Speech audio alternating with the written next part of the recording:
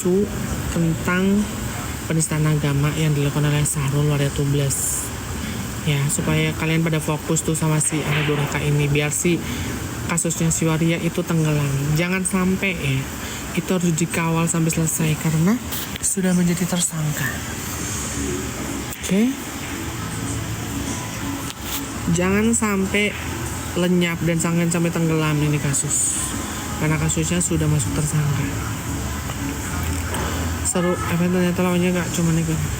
Ingat ya kalian, yang gue kasih tahu, si anak durhaka ya ibu yang katanya ibu berdamaian, itu ibu para dalang masalah. Dia itu berkorban, itu bentuk itu bentuk pembelaan buat si Waria Tubles, karena sudah tidak bisa membela apapun karena Waria Tubles itu sudah menjadi tersangka, itu sudah ditetapkan. Dan kenapa dari si si anak durhaka itu ya, dia tantrum, dia juga untuk mengalihkan isu tentang si Waria Tubles untuk penista agama biar cepat tenggelam. Jangan sampai, kalian harus fokus pada tujuannya. Story IG Putri Jimbo ngeri ya, coba deh lawan dulu tuh ya, lawan tuh kan sudah sebut nama tuh, foto sudah tertera, coba lawan dan laporkan ya, berani coba ya, berani atau tidak ya, coba. Kan Putri Jimbo kan sudah sebut nama, foto juga terpampang ya kan, laporkan kalau berani ya, laporkan kalau berani. Coba, emang ada aneh si anak durhaka itu ya. Itu antara lain untuk mengalihkan isu supaya kasus penistaan agama itu bisa tenggelam. Dan sekarang si Syahrul itu kan sudah menjadi tersangka ya. Nah, si anak durhaka ini membela dengan caranya seperti itu ya. Gimana lagi, namanya Syahrul itu sudah tersangka, sudah bisa diganggu gugat ya, seperti itu.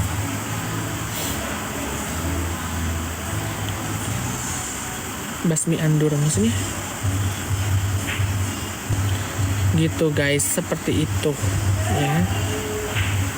Itu bukti pembelaan dari si anak durhaka untuk Waria Syahrul ya. Mau gimana pun itu adalah teman akrabnya ya, itu bentuk pembelaan. Mungkin dia menyerang seperti itu, tantrum seperti itu untuk mengalihkan isu juga biar kasus penistaan agama itu bisa tenggelam. Tapi kalian harus ingat, kalian harus fokus sama satu tujuan, yaitu Syahrul harus bisa masuk penjara. Oke?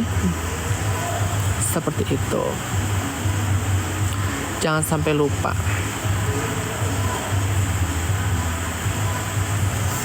Ya, harus masuk penjara.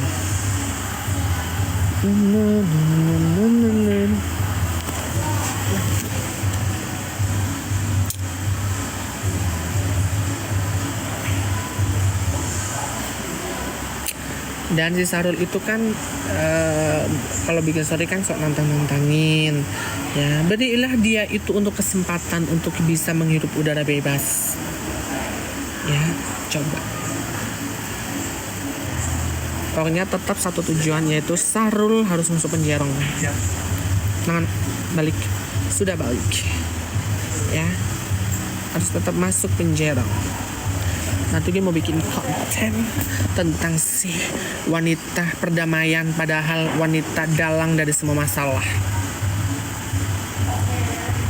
gitu ya. Seperti itulah guys ya kan ya, seperti itu. Jadi kalian nggak boleh lengah, kalian nggak boleh lupa sama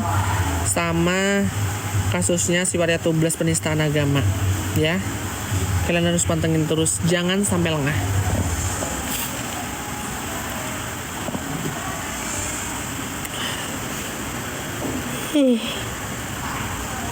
Ya, oke.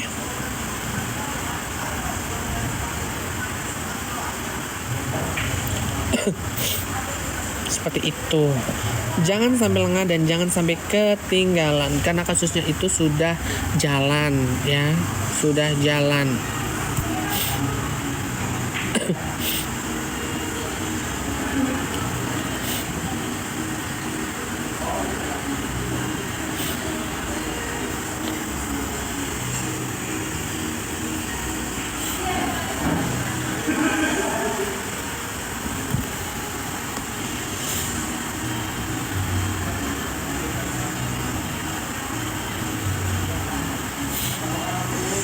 Anda pernah main ke rumah? Belum pernah.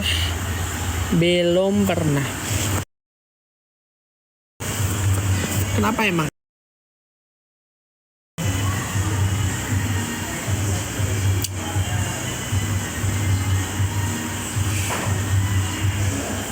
Ngantuk banget guys. Nah, kelihatannya sudah ada BAP ya dari kasus itu. Dari kasusnya si Sarul ya. Kasusnya jalan say, di Polda Metro itu jalan, di Polda Jatim jalan. Begitu. Ya, jadi seperti itu. Jalan semua laporannya. Nanti ketika laporan di Polda Metro jalan, kasus penistaan agama jalan, otomatis dari pihak yang bersangkutan seperti travelnya, terus bagian apa itu bakal diusut. Yang memberangkatkan dia itu bakal diusut dari owner-ownernya.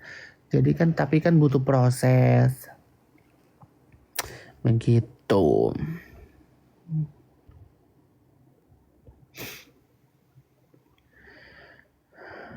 Makin panas ya, kita lihat aja si siapa itu ibu yang katanya ibu perdamaian padahal mentah ya, perdamaian dari mana, kita lihat aja. Itu berarti si anak durhaka lagi ngeluarin sifat dan karakter. Jadi gini, menurut gue ya, ini opini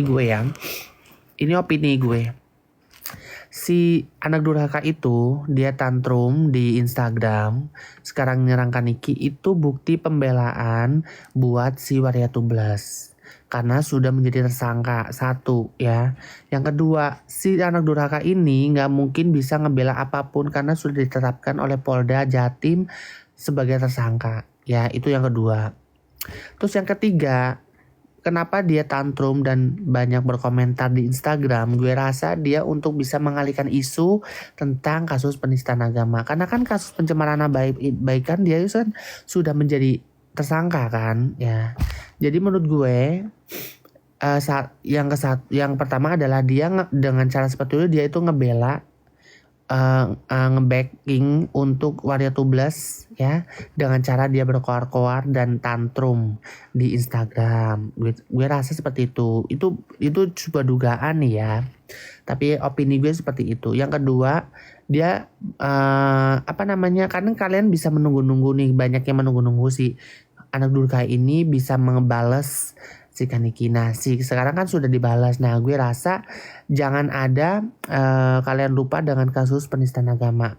Takutnya dengan si anak durhaka itu berkoar seperti itu untuk mengalihkan isu kasus penistaan agama yang juga jalan di Polda Metro Jaya, Jakarta Selatan. Seperti itu sih menurut gue ya.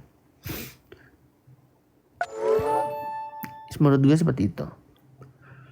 SS Konongol Mulia pernah nggak follow blog aja ya, blog aja.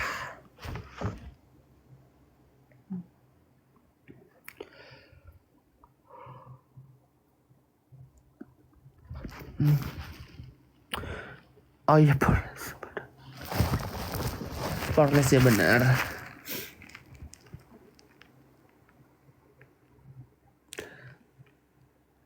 Live terus tiap hari. Blog aja, blog. Kalian bisa komen tuh caci maki aja. Ya. Terus si Sambal Setan bilang katanya barang UMKM. Nggak ada barang UMKM, nggak ada. Dia beli produknya, ada produk dari Cina. Dia mengganti brandnya dengan nama brandnya sendiri. Ya, fashionnya dan jualan bajunya aja dia ngejeplak si apa itu baby apa sih namanya, baby craft apa, gue lupa deh, sama persis, cuma bajunya itu dilabelin apa itu namanya SS gitu, nggak masuk. Butterscraft, iya benar, Butterscraft, betul. Ya kan, kalian bisa lihat lah ya, produk Cina. Ya kalau misalkan bilang di UMKM nggak ada masalah sih kalau misalkan lo beli produk Cina, tapi lo nggak pantas nyebutin produk lo tuh produk UMKM, membantu UMKM Indonesia. Nggak ada ya. UMKM itu lo produk dari Indonesia, lo beli bahan dari Indonesia, lo packagingnya di Indonesia, pabriknya di Indonesia, itu namanya UMKM. Semua lokal ya, dari dalam negeri, bukan lo beli dari Cina terus diganti packaging dari produk lo sendiri. Itu bukan, sayang. Seperti itu ya. Terus gue ada beberapa namanya, gue nggak tahu ya sama orang-orang. Gue beberapa di beranda ya, banyak orang-orang yang komplain masalah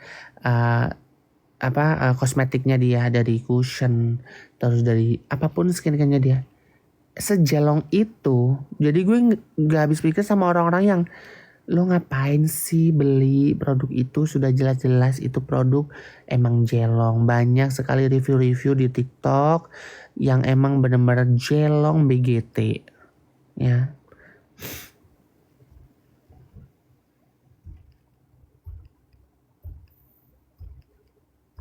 Gitu. Terus apa namanya, gue baru aja nge-DM salah satu orang, dan orang tersebut kan emang habis ngepost VT di TikTok tentang perihal Honest Skincare yang overclaim, yang mengandung hidroquinone gitu. Jadi gue DM itu orang, emang ini aslinya orang mana yang lo bikin VT gitu. Jadi misalkan buat Honest Skincare ya, buat Honest Skincare yang pengen kaya raya ya, mending lo jualan tuh yang benar ya. Kualitas itu nomor satu. Karena apa? Lo ini dipakai di muka ya. Ini dipakai di muka, otomatis muka kan aset. Kalau muka yang beli pada bopeng, pada geradakan, lo mau tanggung jawab dosanya. Jangan egois. Lo jangan pengen untungnya doang. Lo juga pikirin kualitas ya. Karena semakin kualitas lo bagus, semakin disukai banyak orang ya. Gitu. Jadi jangan mikirin ego lu sendiri, pengen kaya, tapi skincare lo abal-abal, banyak mengandung bahan berbahaya, itu nggak boleh ya. Tapi nggak tahu di zaman sekarang tuh pengen kelihatan hedon, tapi dengan cara nipu orang, ya kan, susah.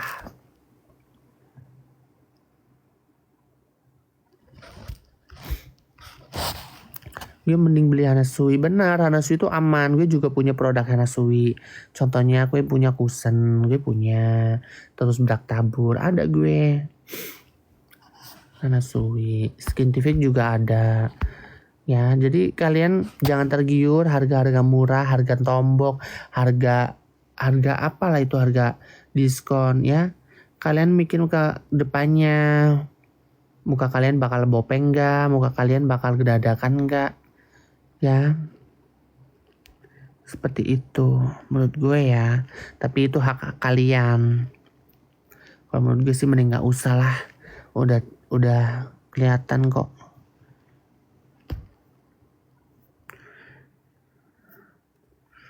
Begitu say.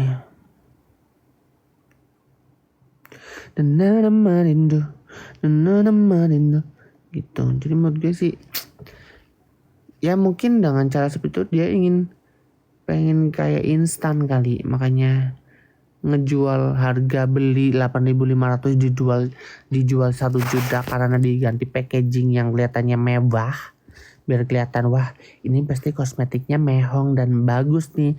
Ternyata mah sama aja, lebih bagus Kelly ya, lebih bagus Kelly, tahu nggak gitu.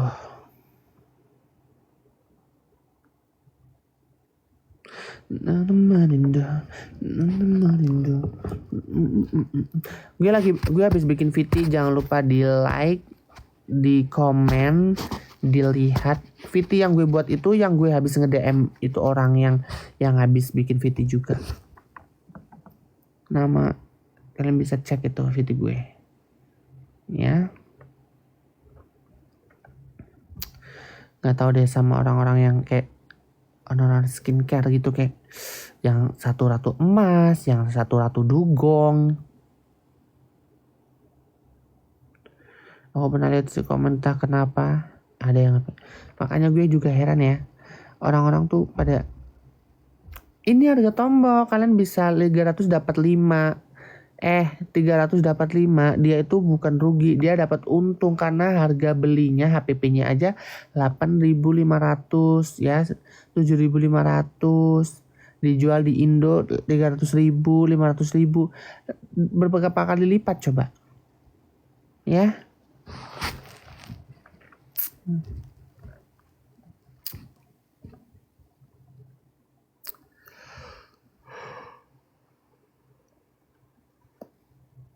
Gitu. Jadi gue juga heran ya sama orang-orang skincare zaman sekarang tuh, kayak menyelipkan mercutrutnya, hidroquinonnya, aneh.